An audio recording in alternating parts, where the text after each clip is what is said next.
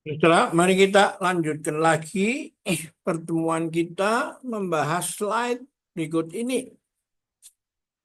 Yang judulnya bukan toleransi tapi kaizen itu. Ya, ya, ini saya mau mengambil perbandingan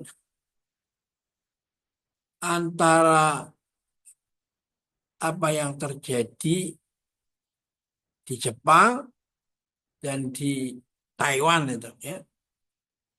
Di Jepang itu ada total quality management itu yang membuat Jepang setelah kalah Perang Dunia Kedua dalam waktu yang tidak terlalu lama, singkat, dia bisa kembali pulih dan bahkan bersaing dengan negara-negara maju Eropa dan Amerika. Toh. Nah, Amerika Serikat lalu si pemenang itu merasa berkewajiban membantu negara-negara yang kalah perang, toh. Dan untuk memperbaiki manajemen, Amerika mengirim program SQC, Statistical Quality Control, satu manajemen yang canggih di Amerika yang menggerakkan organisasi perusahaan dengan konsep top down, dari atas ke bawah. Nah, eh,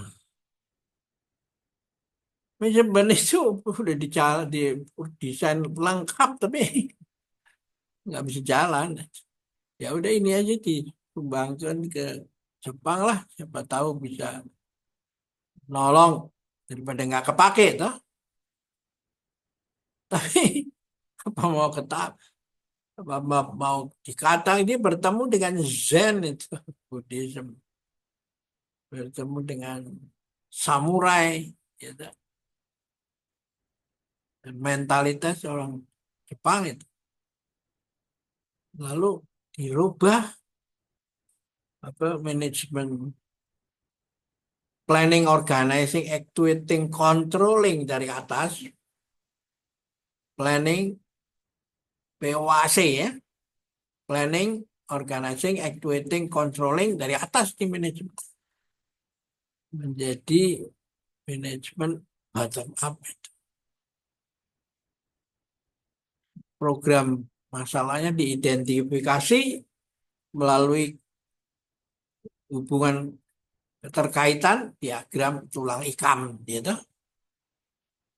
Nah, setelah itu ya setelah ketemu dan dibuat eh, eh, cara untuk memajukan perusahaan, maka dikembangkan menjadi Kaizen itu. Ini nggak bisa jalan dengan top down, tapi perbaikan terus-menerus dari atas sampai bawah itu.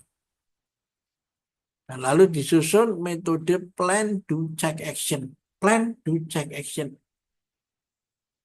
Nah, sebenarnya inspirasi awalnya kalau ditarik ke hulu ya, maka ini ya Kak, sebenarnya mendapat dari Lao Tzu.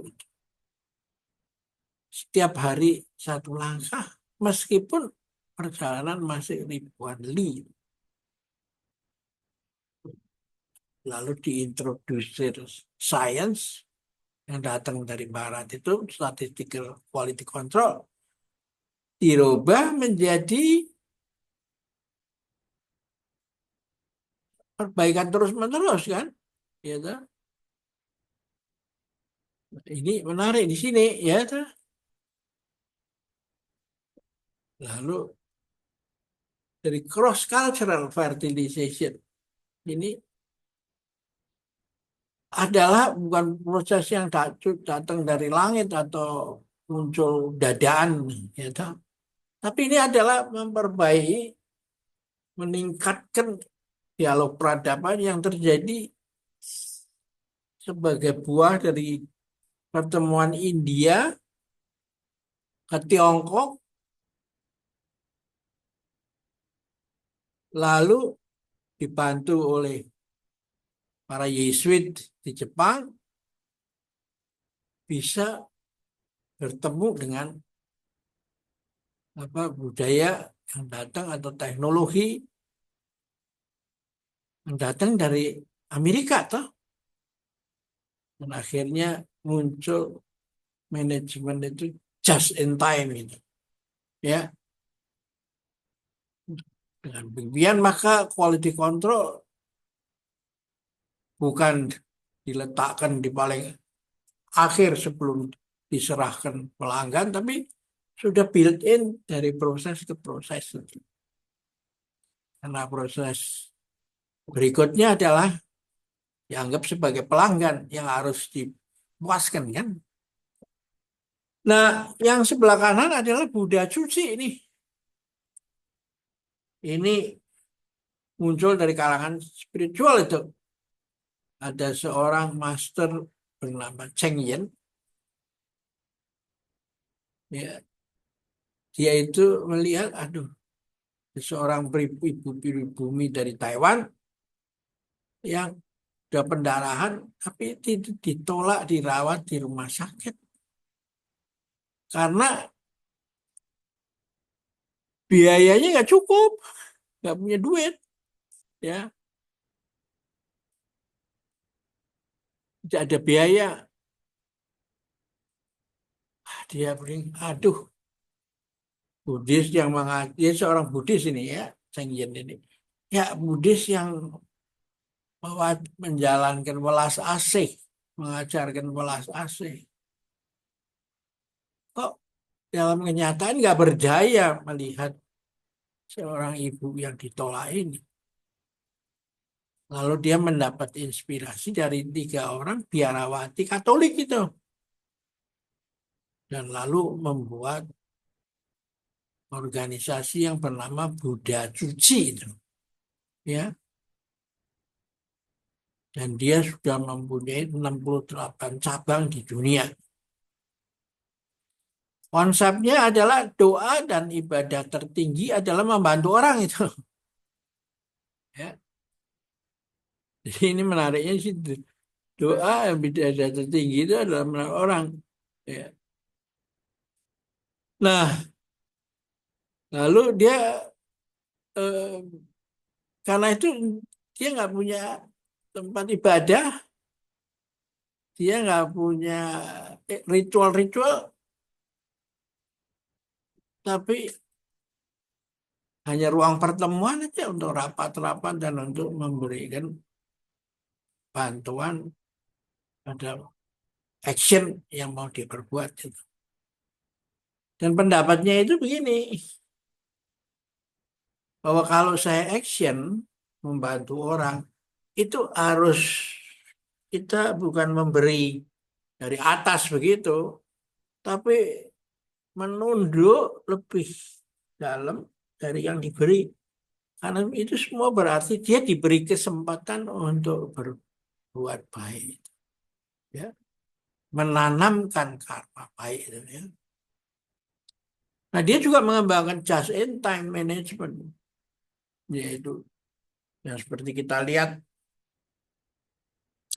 begitu ada bencana, besoknya dia sudah pasang di mana saja, dia sudah memasang tenda dan relawannya sudah siap di situ. Jadi tidak tarsok dulu membentuk panitia dulu, rapat dulu, baru ngumpulin dana.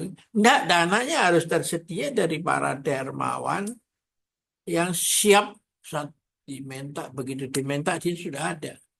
Jadi dia tinggal collectingnya jangan.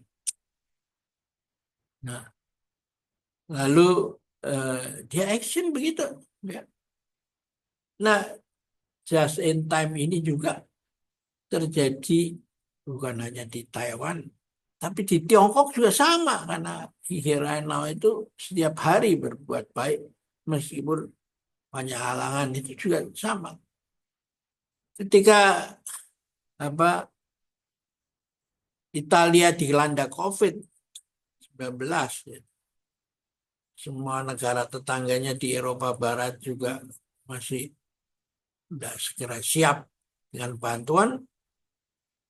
Itu cuci sudah ada di situ, sudah cuci, dan juga pesawat bantuan dari Tiongkok juga sudah ada di situ itu. Begitu hari itu ada terjadi, besoknya sudah ada. Nah, di Myanmar yang diguncang baru-baru ini juga udah besoknya pesawat dari Tiongkok sudah ada di situ. Ya.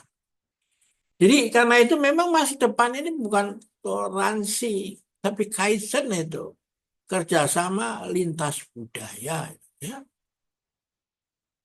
Karena toleransi itu konotasinya ya saya besar, yang paling yang besar, kamu kecil, ya saya biarkanlah kamu melakukan kegiatan sehari-hari meskipun dalam hati saya tidak ya berbeda lah gitu. Nah sekarang Menteri Agama ya Indonesia yang baru ini menarik karena semua kitab itu segala macam kalau diringkas isinya adalah cinta itu. Jadi ini semua menuju ke agama cinta itu. Nah, cinta itu adalah ci itu. Nggak tahu bagaimana. By accident mereka menggunakan kosakata ci. Yang satu cinta, yang satu ci energi ci. Ya. Nah, menurut saya masa depan adalah di sini. Bukan mencoba orang pindah agama atau mempengaruhi. Ya, itu baik-baik saja terserah dilaksanakan karena di dunia ini ada tidak bisa dilarang toh orang apa melakukan sesuatu kan apalagi di era apa informasi ini toh. Tapi ya kalau kita boleh menasihati bahwa peradaban di depan itu membutuhkan sifat just in time itu untuk membantu tanpa pikiran untuk nanti memperalat atau mengambil keuntungan dari bantuan itu. Ya, oke, sampai jumpa lagi dengan pertemuan yang akan datang.